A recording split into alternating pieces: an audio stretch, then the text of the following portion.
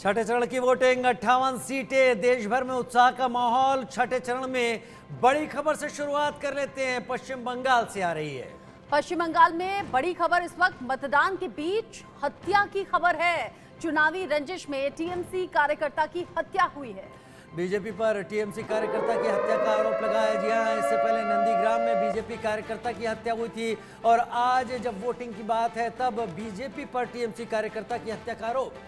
लगातार पश्चिम बंगाल में जो पिछले 5 चरण रहे तब भी रह रहकर हिंसा की खबर सामने आती रही, लेकिन इस बार इसी हिंसा के चलते हत्या हो गई है और बीजेपी पर टीएमसी कार्यकर्ता की हत्या का आरोप लग रहा है। पश्चिम बंगाल में एक तरफ मतदान चल रहा है, लोग कतारों में खड़े होकर अपने मत का इस्तेमाल कर रहे हैं, लेकिन इन सब के बीच में चुनावी रंजिश इस कदर हावी हो गई है कि यहाँ टीएमसी कार्यकर्ता की हत्या कर दी गई।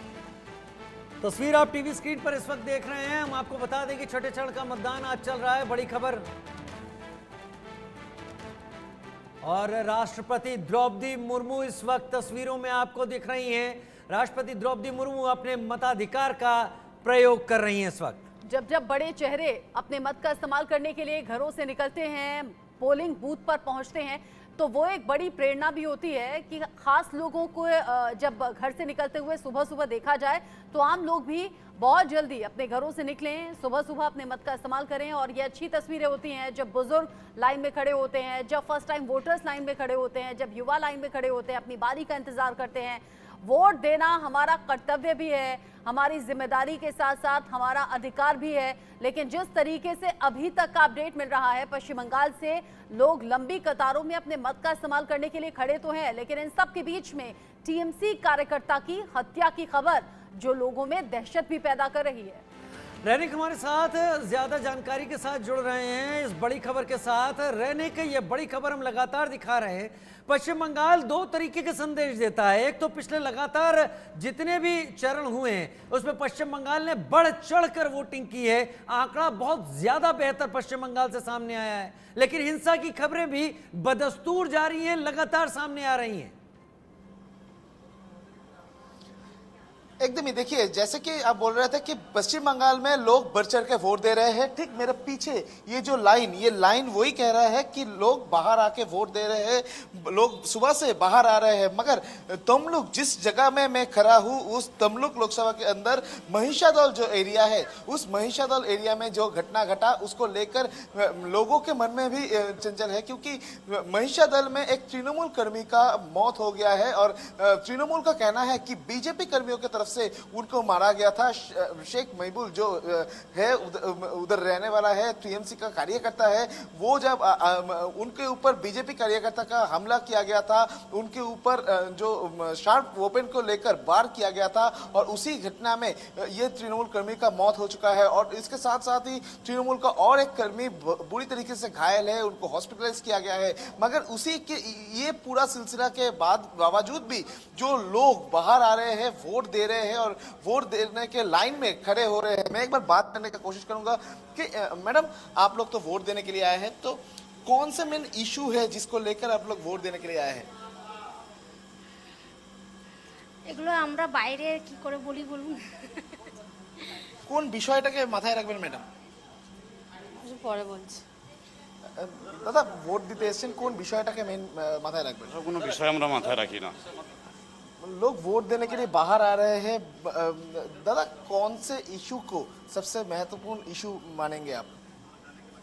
বুঝলাম না আপনার কথাটা। কোন বিষয়টাকে মাথায় রেখে ভোট দিতে এসেছেন? কোন কোন বিষয়গুলোকে মাথায় রাখেন? অবশ্যই উন্নয়ন, डेवलपमेंट কাজ। एक नौजवान भी है। दादा, आप तो वोट देने के लिए आए हैं, तो कौन से इशू के ऊपर मेनली फोकस करेंगे? डेवलपमेंट का इशू। एकदम डेवलपमेंट के इशू के ऊपर लोग फोकस कर रहे हैं, लोग बढ़ चढ़कर वोट दे रहे हैं, वोट देने के लिए बाहर आ रहे हैं।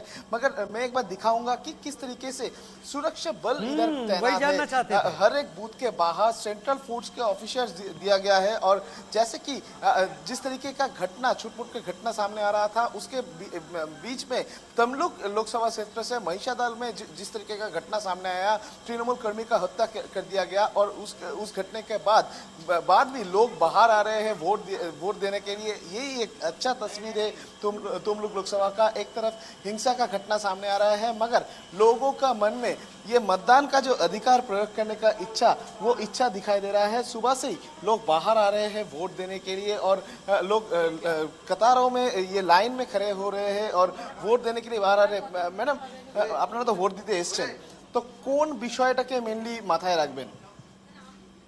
সব থেকে বড় কথা শান্তিপূর্ণ, কারণ আমরা শান্তিপূর্ণ এলাকায় বাস করি।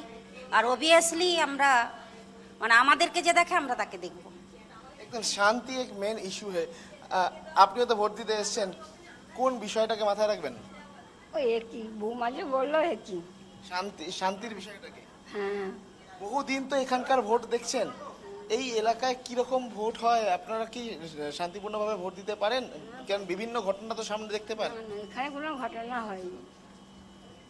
एकदम ही वो लोग बोल रहे हैं कि इधर जो है, इधर का शांति का माहौल बरकरार रहे और शांति से वो वोट दे पाए, यही उन लोगों का मांग है। और सुबह से जो अच्छा रौनक, जब पश्चिम बंगाल में वोटिंग परसेंटेज सामने आता है तो अच्छा लगता है कि लोगों ने बढ़ चढ़कर अपने मत का इस्तेमाल किया है। वोटिंग परसेंटेज हाई है, पिछले 5 चरणों में आप देख लीजिए, छठा चरण है आज है। लेकिन साथ ही साथ फिर सवाल ये उठता है कि क्यों अकेले पश्चिम बंगाल में ही हर फेज में हिंसा की खबर सामने आई है और आज तो टीएमसी कार्यकर्ता की हत्या की भी खबर।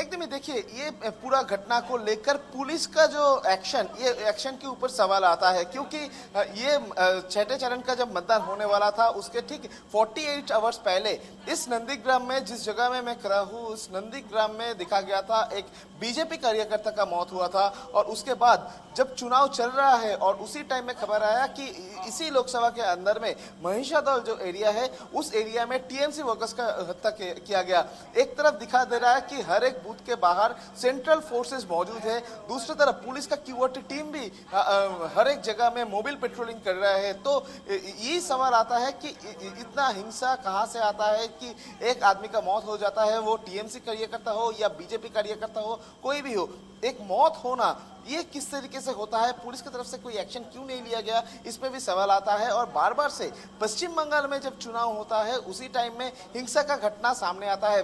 पिछले 5 चरण में छूटमुट का कुछ घटना हुआ था, मगर छठा चरण आते आते ही 2 मौत का घटना सामने आ गया। एक तो पोलिंग के ठीक 48 आवर्स पहले और एक पोलिंग के दिन। और ये घटना एक ही जगह में तोमलुक लोकसभा क्षेत्र में हुआ है, जिस तोमलुक लोकसभा को हॉट सीट कहा जा रहा था बंगाल का। और इलेक्शन कमीशन की तरफ से भी सबसे ज्यादा सेंसिटिव बूथ इसी लोकसभा के क्षेत्र में है।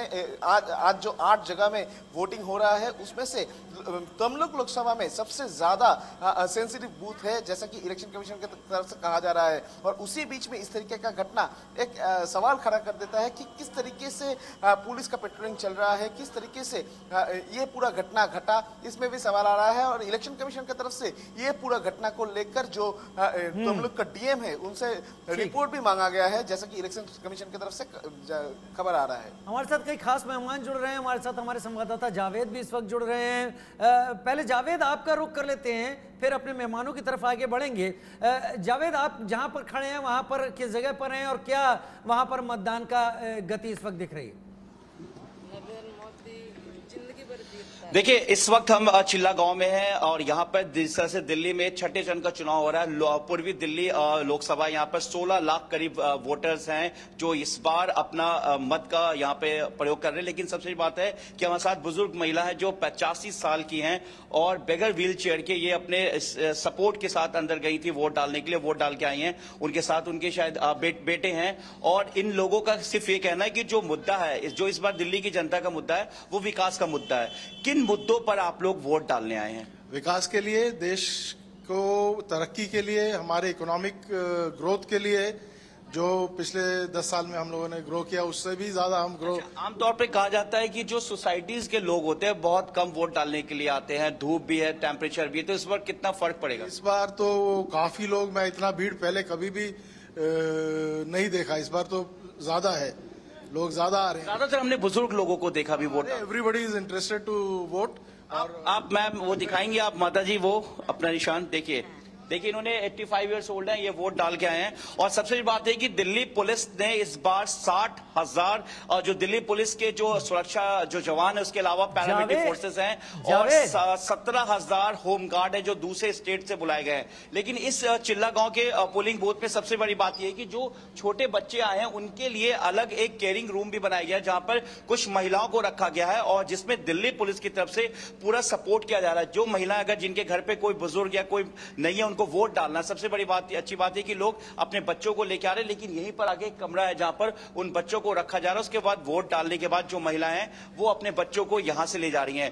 पूरी तरीके से सुरक्षा रखा गया, पूरी दिल्ली में ड्रोन कैमरा और सीसीटीवी से नजर रखी जा रही है। और दिल्ली पुलिस के जो इलेक्शन इंचार्ज है उन्होंने ये बताया कि इस बार इलेक्शन में जो संवेदनशील जो सेंसिटिव इलाका है तकरीबन वो 250 के करीब बताया गया है। और इसके अलावा दिल्ली के अलावा जो दूसरे स्टेट में भी जो छठे चरण में जिस तरह से चुनाव हो रहा है उसको लेकर पूरी तरीके से पुलिस और एजेंसी अलर्ट है। लेकिन दिल्ली में जिस तरीके से 7 सीटों पर लोकसभा सीट पर जो मतदान हो रहा है, 60 सीट है यहाँ पर, इसको लेकर लोगों में बड़े उत्साह है, लोग बड़े जोश के साथ सुबह के वक्त, अभी मैं आपको बता दूं 9:15 का समय हो रहा है, लोग दिल्ली के बारे में जाने और दिल्ली की 7 सीटें आखिर किसके हिस्से में जाती हैं। लोग बढ़ चढ़कर वोटिंग के लिए पहुंच रहे हैं, युवा हैं, बुजुर्ग हैं, फर्स्ट टाइम वोटर्स हैं और लगातार जावेद के जरिए हम इन तस्वीरों को देख रहे हैं। हमारे साथ खास मेहमान भी हैं, हमारे साथ आजमगढ़ से संवाददाता भी जुड़े हुए हैं, उनका भी हम रुख करेंगे। लेकिन परिचय करा देते हैं जो मेहमान हमारे साथ में जुड़े हुए हैं। हमारे साथ अनुजा कपूर हैं, बीजेपी स्पोक्स पर्सन, आपका स्वागत है। भावना शर्मा जैन हमारे साथ हैं, कांग्रेस की प्रवक्ता के तौर पर जुड़ी हुई हैं। अनमोल पवार आम आदमी पार्टी के प्रवक्ता हमारे साथ में हैं। अरविंद मोहन सर हैं, कंसल्टिंग एडिटर ITV ग्रुप। और एडवोकेट सुशील वकील हमारे साथ में हैं, राजनीतिक विश्लेषक के तौर पर। अरविंद हमारे साथ इस वक्त आजमगढ़ से जुड़ रहे हैं, पहले उनका रुख कर लेते हैं। तस्वीरें भी लगातार देखते चलिए किस तरीके से लोग वोट करने के लिए निकल रहे हैं और एक संदेश उनके लिए जो अब भी घर में बैठे हैं, एक संदेश उनके लिए जो शायद इसे छुट्टी समझ रहे हैं, इसे जिम्मेदारी समझे, बाहर निकले, अपने वोट का इस्तेमाल करें। अरविंद, आजमगढ़ एक कांटे की टक्कर की जगह रही है। पिछली बार वहां से बीजेपी ने बाजी मार ली थी, लेकिन इस बार वहां की जनता किन मुद्दों को लेकर वोट कर रही है और साथ ही क्या तैयारियां हैं बूथों पर? देखिए राजीव जी, अभी मैं सुबह से लगातार अगर मैं देख रहा था शहर में चारों तरफ, तो यहाँ पे सबसे ज़्यादा मुझे जो दिखाई दिया है वो मुस्लिम महिलाएं निकल करके वोटिंग कर रही हैं। और आजमगढ़ सीट इतनी हाई प्रोफाइल सीट है कि इसको लेकर के अगर हम देखें तो MOI समीकरण, जिसको लेकर MOI समीकरण ही ऐसा समीकरण रहा है जो लगातार 20 अगर काउंटिंग 20 बार का हम चुनाव देखें तो उसमें 17 बार जो है MOI समीकरण हावी होने के बाद फैक्टर जो होता है उसको लेकर के सपा के में रहता है। लेकिन अगर वन चेहरे पे जो वोट पड़ा है, वन चेहरे के वोट पड़ने की वजह से 2 बार ये बीजेपी के पास गया है। लेकिन इस बार राजू में सबसे बड़ी चीज आपको बता दूं कि इस बार चेहरे पे वोट नहीं पड़ रहा है, इस बार जातिगत वोट समीकरण के साथ साथ फील्ड में देख रहे हैं। तस्वीरें दिखाते हुए जरा जानकारी दीजिए। आजमगढ़ जहां पर PM मोदी भी चुनाव प्रचार के लिए पहुंचे थे, CM योगी ने भी ताल ठोकी थी, आजमगढ़ में लोगों के बीच चर्चा किस बात को लेकर है? अमलेंद्र, आजमगढ़िया सबसे बढ़िया ही सबसे ऊपर है क्या? ये देखिए राजू, सबसे सही है कि आजमगढ़िया सबसे बढ़िया। लेकिन यहाँ पर जो आप पोलिंग बूथ हमारा देख रहे हैं ये बेसली है। बेसली कॉलेज है क्या कि ये सबसे पुराना राजू बेसली कॉलेज है। बेसली कॉलेज का आप अगर मानिए तो सबसे पुराना समीकरण ये रहा है कि इसमें बुद्धिजीवियों का एक वर्ग जो आता है, सबसे ज्यादा अहम वर्ग आता है। और ये आजमगढ़ का सेंट्रल पॉइंट जो चौक होता है राजू, वो मेन चीज है। चौक का बेल्ट ऐसा बेल्ट है कि यहाँ पर जो वोटिंग परसेंटेज है अभी लगातार जो बढ़ते नजर आ रहे हैं, लोगों में उत्साह भी है। सोने को लेकर के अगर हम बात करें तो जो अभी तक ये हो रहा था कि लोग सो रहे हैं, यहाँ पर सोने का कोई नजर, यहाँ दिलचस्पी लोगों को वोट देने में है। लेकिन यह क्या है कि समीकरण यहाँ पे बहुत बदला नजर आ रहा है राजू। यहाँ का जो मेन पोलिंग बूथ होने की वजह से मुस्लिम वोटर भी हैं। अभी मैं सिवली वोटिंग पे था तो पोलिंग बूथ पे था, वहाँ की कंडीशन यह है कि लोग घर से बाहर निकल रहे हैं। अमलेंद्र लोगों से बात कर सके तो जरूर बात करें। और ये बताइए टेम्परेचर कैसा है वहां पर, क्या टेम्परेचर असर डालेगा वोटिंग पर? राजू अभी के हिसाब से टेम्परेचर माने नहीं रख रहा है, लेकिन थोड़ा बहुत माहौल की अगर हम बात करें तो अब धूप निकलना शुरू हुई। सुबह हल्की धूप थी, लेकिन टेम्परेचर यहाँ राजू माने नहीं लगता। ये इलेक्शन है, 5 साल में एक बार आता है राजू। सबसे बड़ी चीज ये है कि अगर टेम्परेचर का बहाना करके कोई ये कहता कि वोट नहीं पड़ेगा तो ये आजमगढ़ के लिए गलत साबित होगा राजू।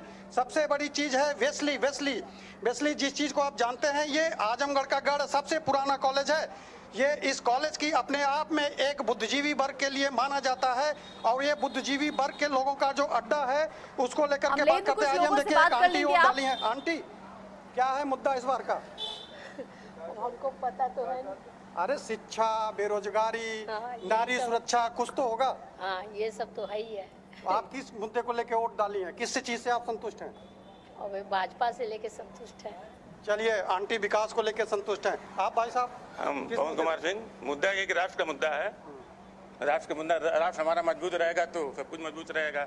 राष्ट्र मुद्दा है, बस राष्ट्र विकास डेवलपमेंट ये है। विकास है। लोकल मुद्दे क्या है यहाँ के? लोकल मुद्दे तो ओके है, सब कोई मुद्दा नहीं है। पर टोटल डेवलपमेंट हो चुका है, और जो थोड़ा बहुत वो भी हो जाएगा। मतलब आपका कहना है कि यहाँ विकास की जरूरत नहीं है? विकास की जरूरत नहीं है, ऐसी बात नहीं कि ये जैसे कि बनारस के टक्कर में हो जाए, गोरखपुर में हो जाए, है बस राष्ट्र में मुद्दा है। हमारा राष्ट्र मजबूत रहेगा और ये शक्तिशाली देश बनना चाहिए। ये राष्ट्र मुद्दा है राजीव। मुद्दा जो पुराना फिर इशारे, हाँ, शब्दों में समझ रहे हैं आप। पूछिए। बस देश के हित के लिए जो और अपने बढ़िया जी पूछिए, पूछते रहे लोगों से। जी राजीव, मैं बात कर रहा हूँ। देखिए, हमारे पास कुछ महिलाएं आ रही हैं। आप किस मुद्दे को लेकर के वोट दे रही हैं? किस मुद्दे पर? मुद्दा क्या रहेगा? आप वोट देने का मतलब किसको लेकर के? विकास है, नारी सुरक्षा है, किसको लेकर के? राशन, किस चीज को लेकर? हमें ना समझ में आता बाबू। तो ना कुछ समझ में होता? अरे खाना खा लो, खाना के लिए कितना समझ का कहे कि भैया क्या मुद्दा क्या आपका? शिक्षा, बेरोजगारी, कुछ का कहे बैठे रोजी रोजगार। तो क्या महिला सुरक्षा? महिला सुरक्षा ये था क्या मोदी के दिया बाटे वोट। और ये ना पूछा नहीं क्या डालू है सुरक्षा कौन मुद्दा का? तो अभी हम ना जानते। मुद्दा लोगों की बात है ये। देखिए, हाँ बताइए भैया, किस चीज को लेकर के वोटिंग आप? हमारी सर चलिए, अभी युवा वोटर लग रहे हैं। आंटी एक आई है वोट डालने के लिए। आंटी, क्या मुद्दा है इस बार वोटिंग का? बताएंगे नहीं भैया। नहीं, आप किसको दे रहे हैं ये मत बताइए, लेकिन नारी सुरक्षा किस चीज को लेके आप खुश हैं? नारी सुरक्षा, एजुकेशन को लेकर के क्या चीज है उसमें? बस वही जो बोल रहे हैं वही है सब। अच्छा भैया, आप? नारी सुरक्षा है। देखिए राजीव, नारी सुरक्षा फैक्टर एक ज्यादा माने रखता है, और एजुकेशन अच्छा लग फैक्टर रहा है जो है आपका वो भी ये है। अंदाज जब आप लोगों से बात कर रहे हैं और मन तो कर रहा है कि आप लगातार लोगों से बात करते रहें। बड़ा इंटरेस्टिंग वे है अमलेंद्र का, और अभी तक मैंने देखा नहीं था अमलेंद्र को। मैंने न्यूज रूम में मेहनत करते हुए देखा, लेकिन आज जब फील्ड में है तो बहुत अच्छी आपकी रिपोर्टिंग है, शानदार रिपोर्टिंग है। दोबारा से फिर रुक करेंगे, कुछ और मतदाताओं को इकट्ठा करके रखिएगा आप। जरूर आएंगे अमलेंद्र आपके पास। अब आपको छोड़ने नहीं वाले हैं। आजमगढ़िया सबसे बढ़िया अगर है तो मुद्दों के साथ हम सुनेंगे आपसे, लेकिन हमारे साथ रचना खास मेहमान। आजमगढ़ में जब पीएम मोदी पहुंचे थे तो उन्होंने कहा था कभी आतंक का गढ़ कहा जाता था, लेकिन आज आजमगढ़ में सिर्फ विकास की बातें होती हैं और विकास की ही बात होती है। हमारे साथ खास मेहमान है, उनका हम रुख करें, लेकिन उससे पहले 8 तस्वीरें हम दिखा देते हैं। 8 तस्वीर जहां पर आपको मतदाता लाइन में खड़े हुए नजर आएंगे, और ये खास वो चेहरे हैं, खास वो चेहरे जिन्हें देखकर इंस्पिरेशन लोगों में जागती है। विदेश मंत्री डॉक्टर एस जयशंकर पहुंचे, हरदीप सिंह पुरी पहुंचे, नायब सिंह सैनी हरियाणा के मुख्यमंत्री हैं, उन्होंने अपने मत का इस्तेमाल किया। पूर्व मुख्यमंत्री भी पहुंचे, मनोहर लाल जो